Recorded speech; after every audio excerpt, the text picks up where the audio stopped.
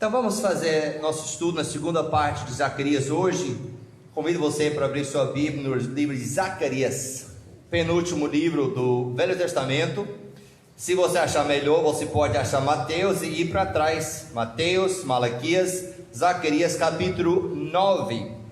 Zacarias capítulo número 9 e o versículo número 9. Nosso texto para começar hoje pela manhã, o livro de Zacarias, capítulo 9 e o versículo número 9. Vai em Mateus para trás, Malaquias para trás, mais um livro, Zacarias capítulo número 9 e o versículo número 9. Peço sua gentileza quando achar a passagem. Vamos ficar de pé, em reverência à palavra do Senhor. Zacarias capítulo 9 e o versículo número 9. A palavra de Deus diz o seguinte: alegra-te muito, ó filha de Sião, exulta, ó filho de Jerusalém, eis que o teu rei virá a ti, justo e salvador, pobre e montado sobre um jumento, sobre um asninho, filho de jumenta. Pai, nós entramos mais uma vez na tua santa presença e nós te louvamos e te agradecemos pela semana que passamos. Pedimos a tua direção hoje pela manhã, que teu Espírito Santo esteja aplicando a tua palavra aos nossos corações. Pai, nós precisamos que teu Espírito Santo seja nosso professor. Então, Pai, nos ensina, ilumina nossas mentes, abre nossos corações para compreender a tua palavra, mas da mesma forma colocá-la em prática. Pedimos todas essas coisas no nome do Senhor Jesus Cristo. Amém. Pode sentar. Lembrando que estamos já no fim do Velho Testamento, mas esses três livros que a gente vai terminar semana que vem, Ageu, Zacarias e Malaquias, são livros, são profetas que profetizaram depois da volta da nação de Israel, especificamente Judá, do cativeiro na nação da Babilônia. Passaram 70 anos e aí tem voltado. Então Ageu e Zacarias estão profetizando para incentivar o povo de levantar o templo, que tenham parado 14 anos essa obra de reconstrução. No meio disso, Zacarias tem visões. A gente falou sobre essas visões na semana passada. O intuito das visões é incentivar, encorajar a nação de Judá, que Deus não tenha esquecido deles. E a última visão que a gente viu, lá o sacerdote, sumo sacerdote, Josué, foi purificado, e agora a nação poderia fazer corretamente a obra do Senhor. Mas hoje pela manhã, nosso tema é Cristo em Zacarias. Cristo. Quando nós começamos essa série no Velho Testamento, a gente deu o título Atrás do Véu, porque muitas vezes pessoas têm dificuldade em estudar o Velho Testamento. Puxa, é muito seco, é muito detalhe, é isso, aquilo, e não se aprofunda no Velho Testamento, mas não entenda que estão perdendo uma riqueza, um tesouro em profecias, em simbolismo, em tipos que apontam para Cristo no novo. Então hoje pela manhã nós vamos só falar de 4 profecias que falam sobre Jesus Cristo, né? No livro de Zacarias. Então hoje pela manhã, a começar, nós temos o rei humilde. O rei humilde, número 1, o rei humilde. Agora é bem interessante, porque quando você pensa em rei, humilde não é uma coisa que geralmente descreve a realeza, não é verdade? Pessoas vestidas de linho fino. Nessa época que Zacarias está profetizando, o rei, ele jamais iria andar sobre um jumento, ele iria andar de cavalo, teria um grupo de servos atendendo ele, preparando o caminho para onde ele vai andar, e andar de um jumento não iria ser conivente com a questão de um rei. Então, já compreendemos que essa profecia não está falando sobre qualquer rei. E o entendimento que Zacarias nos transmite é que esse rei, ele será pobre e humilde. Isto descreve Jesus Cristo, na verdade. Jesus Cristo nem tinha casa, não tinha, ele fala próprio, não tinha lugar para reclinar a cabeça, né? Foi sustentado por outras pessoas, mas mesmo assim, ele fala sobre o motivo de exaltar, porque esse rei, ele não é somente um rei humilde, mas ele é o Salvador, amém? Então, motivo de nos alegrar, e essa profecia olha para a entrada triunfal de Jesus Cristo. Agora eu peço a você, deixe seu dedo aqui em Zacarias, e porque a passagem é um pouco comprida, eu quero pedir você para ir agora para o livro de Mateus.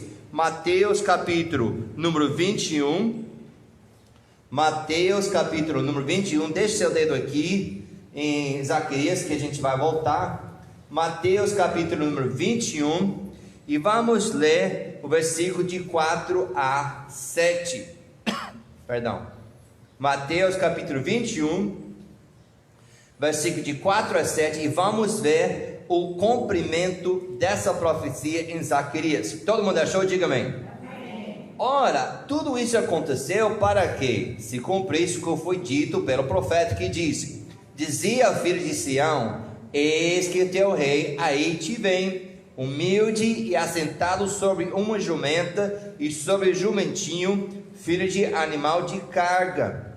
E indo os discípulos, e fazendo com Jesus lhes ordena, trouxeram a jumenta e o jumentinho, e sobre eles puseram as suas vestes, e fizeram-no assentar em cima. Então, nós conhecemos esse evento hoje como Domingo de Ramos, mas aqui é a entrada triunfal de Jesus Cristo. Ele se apresenta como rei, como Messias, mas não é aquele rei que vai vencer. Se eles tivessem um pouco de entendimento, agora é mais fácil a gente olhando, não é verdade? 2000 anos atrás a gente, nossa, como que não viu isso? Mas se você vê essa profecia em Zacarias, será que eu e você iríamos entender o que estava acontecendo? Porque precisamos compreender a mentalidade do judeu. Ele, desde o jardim de Éden, está esperando o Messias, aquele que vai machucar a cabeça do serpente. Aí vem Abraão, na sua semente será abençoado todas as nações. E nós temos várias profecias que apontam para o Messias. Só que o judeu, ele não viu o sofrimento de Jesus. Ele só tinha na sua mente: o Messias vai chegar, ele vai conquistar, vai reinar e vai ter paz. Como a gente tem visto, ele vai vencer todos os inimigos da nossa nação. Mas se você presta atenção, agora voltando para Zacarias, a gente percebe que esse rei, ele não veio para vencer a terra, ele veio para nos salvar dos nossos pecados. E sem essa parte, nós estaríamos completamente perdidos para toda a eternidade. Então precisamos desse rei humilde, amém? Agora, a segunda profecia, vai uma sequência aqui da profecia da entrada triunfal. Agora vamos para sua traição. Agora é bem interessante. Agora vai comigo para o capítulo número 11, Zacarias capítulo 11, versículo 12 e 13. Agora preste bem atenção à linguagem.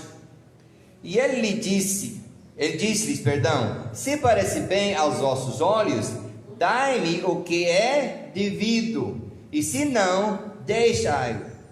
E pesaram o meu salário, ok? 30 moedas de prata. O Senhor, pois, me disse: arrojai isso ao oleiro, esse pelo preço em que foi avaliado por eles. E tomei as 30 moedas de prata e as arrojei ao oleiro na casa do Senhor. Ok. Então, essa profecia, por ser 2 versículos só, fala muita coisa aqui. Então vamos abrir aqui. Letra A, nós temos a composição metálica do preço da traição. Aí você diz, pastor, que diferença faz? Muita diferença. Por quê? Precisamos compreender que as moedas lá no Oriente Médio tinham vários tipos de metal. Tem prata, tem ouro, tem ferro, tem vários metais que fizeram moedas. E não é assim um padrão como nós temos hoje, né? Então, tem vários metais. Então ele fala especificamente, vai ser de prata, ok? Letra B, o número exato de moedas. Ele não disse, eu vou ver quantas moedas vai ser e tal. Não, ele falou 30 moedas. Agora, isso faz diferença? Faz. Não temos tempo hoje, mas se você quiser, você pode olhar depois no livro de Êxodo, se não me engano, capítulo 12, e você vai ver que 30 moedas é o preço de um escravo. Ou seja, quando Judas traiu Jesus Cristo, ele traiu ele para uma quantidade insignificante. Ele foi vendido como se fosse um escravo, e nós entendemos realmente, né, o simbolismo. Mas é bem interessante isso. Agora, vamos aqui, tem as passagens aqui que a gente vai ver. Mateus capítulo 26, versículo de 14 a 16, vamos ver o cumprimento, ok? Então um dos 12, chamado Judas Iscariotes, foi ter com os príncipes dos sacerdotes e disse, quem me queres dar, e eu vou lhe entregarei. E eles lhe pesaram 30 moedas de prata, e desde então buscava oportunidade para o entregar. Então nós vemos o cumprimento. Ele chega, quanto é que você vai me dar? Qual é o preço? 30 moedas. Que eles, agora veja uma coisa aqui, a gente vê o valor que tanto os sacerdotes como Judas dá para Jesus. Você entendeu o que eu estou dizendo? Não é, vamos dar uma quantidade grande, porque esse é o rei dos reis, o senhor dos senhores. Tome aí, o preço de um escravo. Jesus Cristo é profetizado no livro de Isaías 53, ele foi desprezado, foi maltratado, pessoas não enxergaram nele o que ele realmente é, e não é a mesma coisa hoje. Sim, Jesus, sei, ele morreu na cruz, sim, mas para ele isso é como se fosse nada, e não dá valor, e não é diferente nesse momento que a gente está vendo aqui, a profecia cumprida. Agora, quando Jesus realmente é entregue, e ele é crucificado, o que acontece com Judas? Você lembra? Ele é arrependido. E agora vamos ver isso, o ato do traidor. E aqui é bem interessante, no versículo 13, ele disse, arrojar isso ao oleiro, esse pelo preço em que foi avaliado por eles. Então, ele vai voltar para os sacerdotes e dizer, eu traí sangue inocente, pega o dinheiro de volta. E ele realmente o que? Ele joga de volta na entrada do templo aos pés dos sacerdotes. Vemos isso agora, capítulo 27 de Mateus, versículo 3 e 5. Então Judas, o que traíra, vendo que fora condenado, trouxe arrependido as 30 moedas de prata aos príncipes do sacerdote e aos anciões, dizendo, pequei, traindo sangue inocente. Eles, porém, disseram, que nos importa? Eles queriam que conseguiam o que queriam, isso é contigo, E ele, atirando para o templo as moedas de prata, retirou-se e foi se enfocar. Então, agora o sacerdote tem um problema, porque essas moedas são sujas, e ele sabe disso. Apesar do fato que não tinha problema de receber dinheiro, ou entregar dinheiro para trair Jesus e trair o Rei dos Reis, essa questão de dinheiro suja já criava problema. Então, veja o que vai acontecer. Então, isso está aqui também embutido. Quando ele fala arrojar para o oleiro, é realmente cumprido, que os sacerdotes vão pegar o dinheiro que receberam de volta Judas e vão comprar o campo do oleiro. Veja isso agora, o destino final do preço da traição, em Mateus capítulo 27, versículos 7 e 8.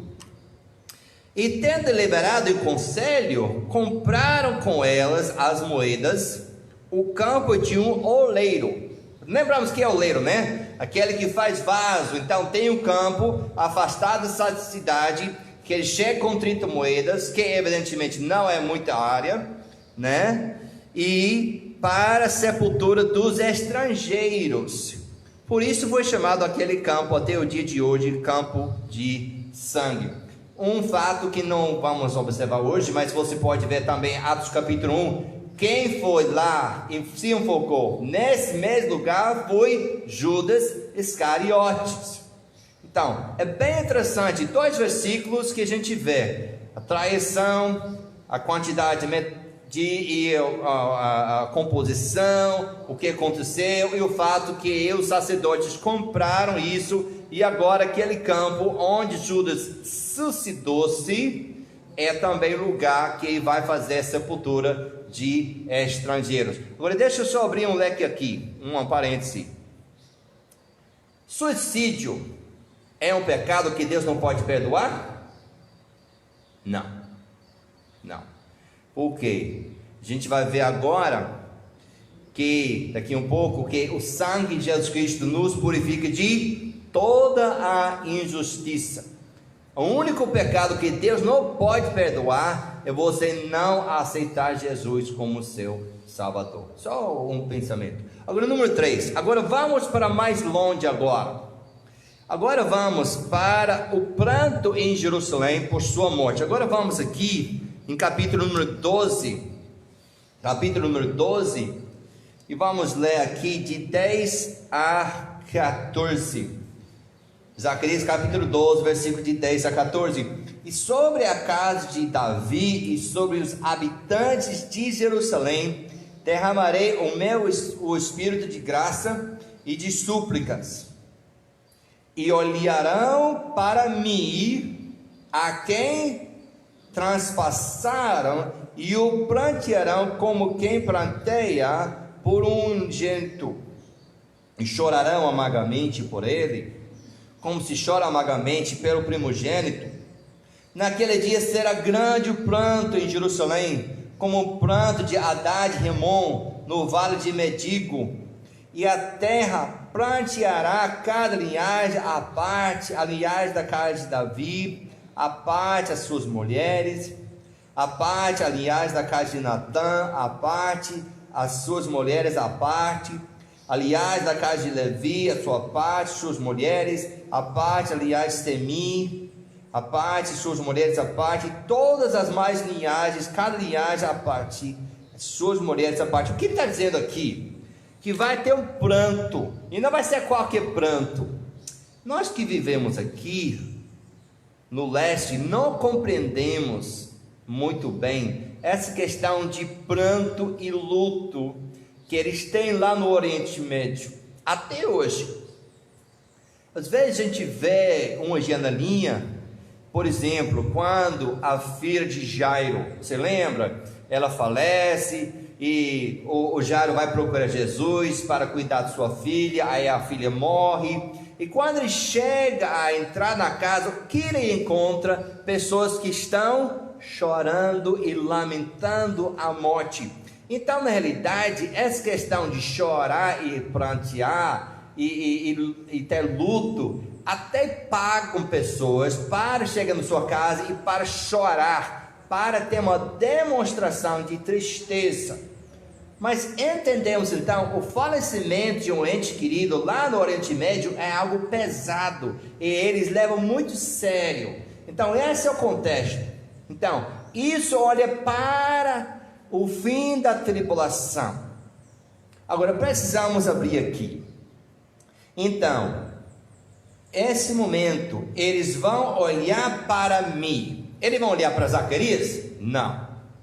Eles vão olhar para Jesus. Como que você sabe que é Jesus, pastor? Olha aqui, aqueles que eles transpassaram. Isso fala de furar, não é verdade? Fala da crucificação de Jesus. Então, furaram as mãos, as pés e até, lembra, o soldado furou o lado de Jesus quando já estava morto. Olha ainda capítulo 3, versículo 6.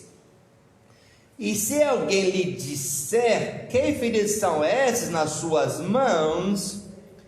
Direi a ele, são as feridas com que foi ferido na casa dos meus amigos. Jesus foi crucificado pelos judeus, na realidade, né? Foi entregue, nós acabamos de ler, Jesus foi traído por Judas, um judeu também.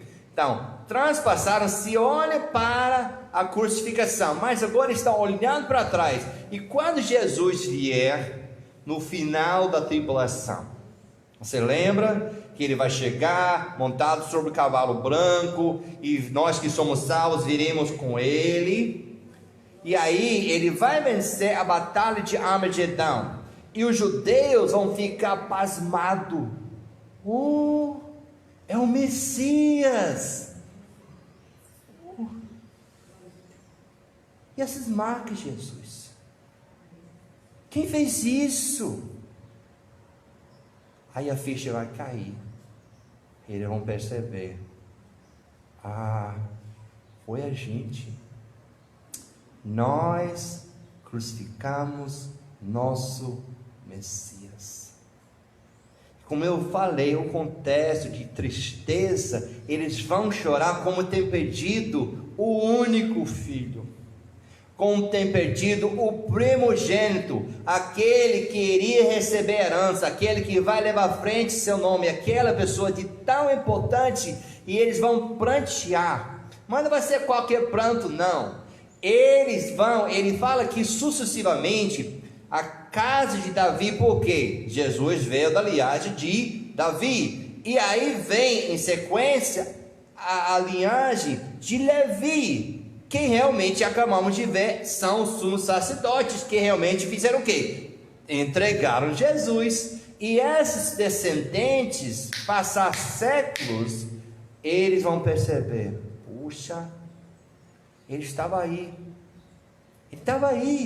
e nossos olhos foram cegos com escamas, não enxergamos quem era o nosso Messias, e agora a gente vê o nosso Messias, e eles vão chorar, com grande tristeza, a ver que é agora a segunda vez, e a primeira vez não compreenderam. Então isso acontece, é uma profecia, até olhando o que é triste, porque os judeus não perceberam, e hoje ainda, a aplicação para os nossos dias, pessoas não enxergam quem é Jesus, acham que é um bom mestre, ele é um bom profeta, falou coisas bonitas, até fez milagres, mas Deus, não.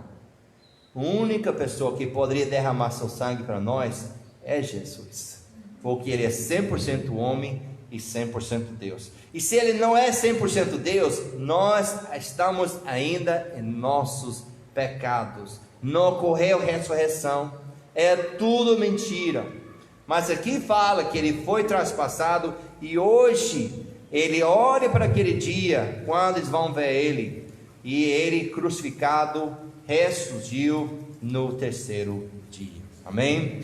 Agora vamos para a última profecia que a gente vai observar hoje pela manhã, e vamos observar aqui no capítulo 13 e o versículo número 1, porque agora nós temos a fonte de purificação, e isso é muito lindo. E a gente vê sucessivamente que depois que eles vão ver Cristo, reconhecê-lo como Messias, agora o que vai acontecer? Capítulo 3, versículo 1, a palavra de Deus diz o seguinte: naquele dia, isso já fala o quê? Isso está bem para o final da história, né? Já vemos o fim da tribulação, isso olha para aquele momento do início do reino do milênio, possivelmente. Naquele dia haverá uma fonte aberta para a casa de Davi e para os habitantes de Jerusalém, contra o pecado e contra a impureza. Então vamos abrir aqui, vamos entender. Essa fonte não é qualquer fonte. Uma fonte de água poderia purificar os pecados de qualquer um? Não, porque tinha essas purificações, essas lavagens no Velho Testamento, mas nenhuma dessas coisas poderia purificar o sangue de Jesus Cristo. Então encaixamos a profecia que a gente acabou de ver, o pranto em Jerusalém, a morte de Jesus Cristo, e nós entendemos que essa fonte que foi aberta foi o derramamento de sangue do próprio Jesus Cristo. Então somente Ele poderia purificar os pecados. Então essa aqui é bem interessante, e vamos ver aqui em capítulo 1 João capítulo 1 versículo 7, o que a palavra de Deus fala sobre isso. Se andamos na luz, como Ele na luz está, temos comunhão uns com os outros, e o sangue de Jesus Cristo, seu Filho, nos purifica de todo pecado. Então essa fonte que vai purificar só poderia ser o sangue de Jesus Cristo. Então a fonte foi aberta quando Cristo morreu, mas como já observamos, naquela primeira vinda de Jesus, os judeus não o aceitaram, e nesse momento é pouca quantidade de judeus que são salvos. Então no final da tribulação, quando reconhecerem Jesus como seu Salvador, vai abrir essa fonte e vai purificar os pecados dos judeus. Mas nós louvamos a Deus porque essa fonte é para nós também, amém? Foi aberto o sangue de Jesus Cristo e nós hoje podemos ser purificados dos pecados. Agora precisamos observar só mais duas coisas aqui. No letra B, o pecado é errar o alvo. Então esse sangue foi derramado porque nós não somos perfeitos. Isso é bastante claro. Ele fala aqui contra o pecado. Então, alguém que é perfeito, isso não aplique a você. Você não precisa o sangue de Jesus Cristo. Mas nós que somos pecadores, e a palavra de Deus diz que nós somos pecadores, todos pecaram. Nós precisamos o sangue de Jesus Cristo. Só o sangue de Jesus Cristo pode nos purificar de todos os nossos pecados. Agora, o que 1 João disse? Se confessarmos os nossos pecados, Ele, Jesus, é fiel para nos perdoar e nos purificar de toda a injustiça.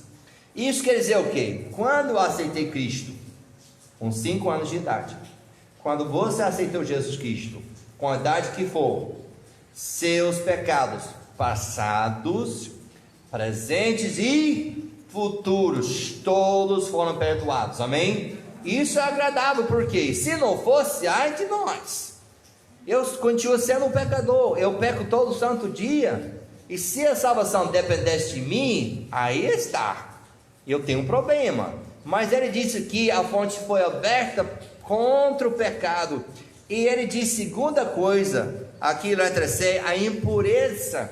O pecado nos faz impuros, e nós sabemos que a pessoa impura não pode entrar na presença de Deus. Então isso nos deixa sujo, repulsivo a Deus. Sabe o que acontece? Muitas pessoas não vêm aceitar Jesus porque não percebem como o pecado é abominável e terrível nos olhos de Deus. Eu faço isso, eu faço aquilo, mas eu não faço aquela coisa. E nós começamos a fazer comparação, quando não percebemos que é a mentira que nos leva à perdição. O pensar com maldade contra o próximo que nos leva à perdição. Às vezes a pessoa pensa, eu não faço aquelas coisas que eles imaginam que são mais terríveis, sem perceber que qualquer pecado, qualquer errar o alvo, por ser imperfeito, por quebrar a lei de Deus em qualquer área. Tiago diz, se tropeçarmos um ponto, quebramos a lei toda de Deus. Então isso nos faz abomináveis, e nós precisamos o sangue de Jesus Cristo. E louvado seja Deus, que Ele não se recolheu lá no jardim de Getsemane, sabendo que foi traído, sabendo como teria de sofrer por ser 100% homem, e dizer: Pai, se fosse tua vontade, afaste de mim desse cálice, mas não seja minha vontade, mas tua feita. Eu louvo a Deus que Cristo bebeu do cálice, que derramou seu sangue, porque se não fosse, ai de mim, ai de nós, não temos esperança além dessa vida. E finalizamos aqui lembrando que essas profecias vêm para encorajar a nação de Judá, aquele remanescente pequeno que está lá lutando para construir o templo.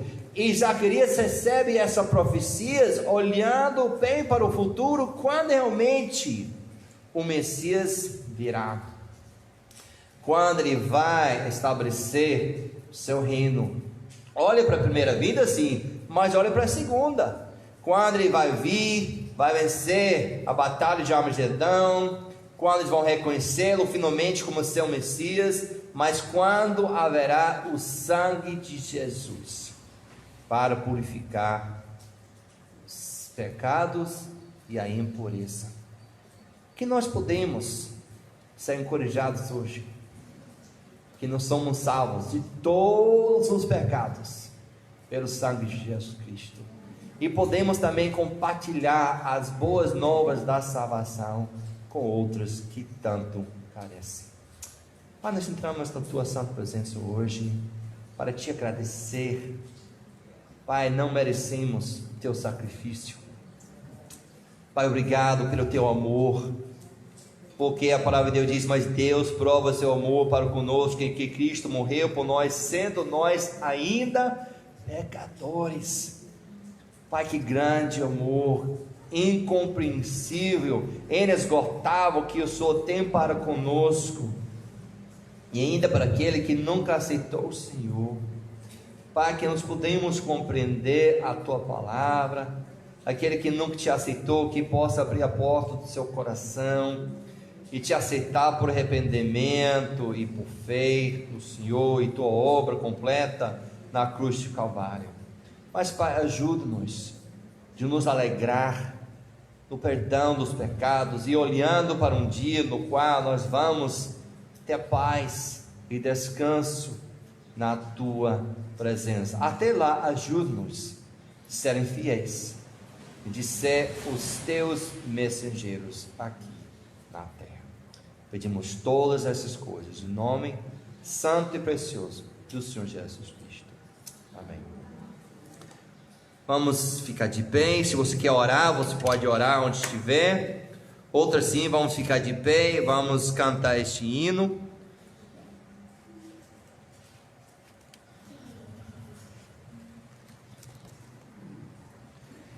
Seja bendito o Cordeiro que na cruz por nós padeceu. Seja bendito o seu sangue que por nós pecadores verteu. És nesse sangue lavados, com roupas da salvação, os pecadores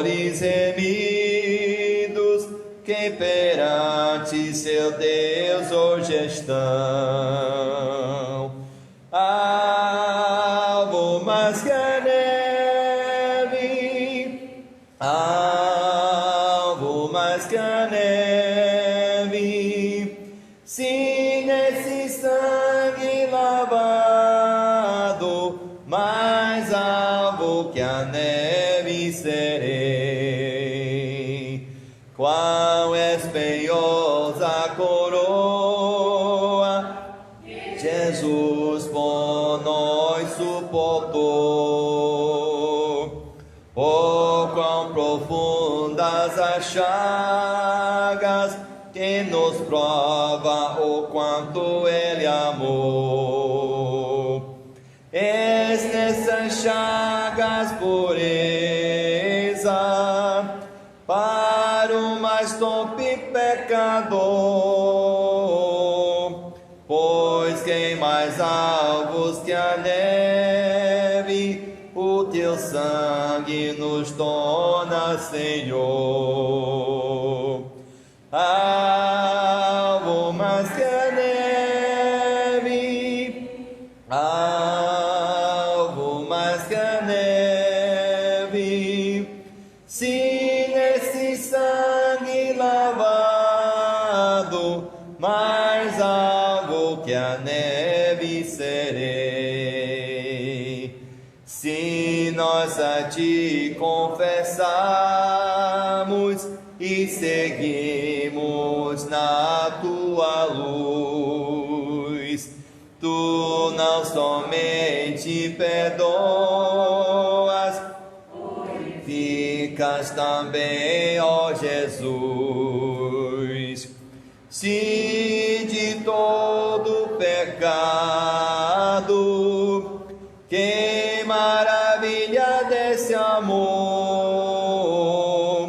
pois quem mais alvos que a neve, o teu sangue nos torna, Senhor.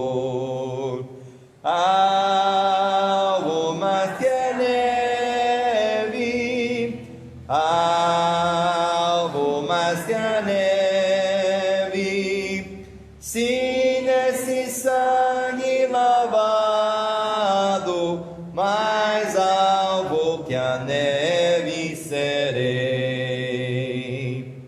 Amém. Pode sentar só um instante. Agradecemos a tua presença hoje pela manhã. Não esquece que, se Deus se permitir, vamos estar aqui às 19 horas, vamos entrar no ar às 19h30. Agora, eu não tenho um título ainda, mas só para deixar você com água na boca, nós vamos falar sobre o versículo: não por força, não por violência, mas pelo meu Espírito, disse o Senhor. Mas o que significa isso? Qual é o contexto? Que esse versículo também está no livro de Zacarias. Então, volta aqui hoje à noite para a gente observar a palavra de Deus mais um pouco. Que Deus te abençoe, ótimo domingo, ótimo começo da semana, e que Deus nos leve a nossas casas em paz. Ótimo dia a todos.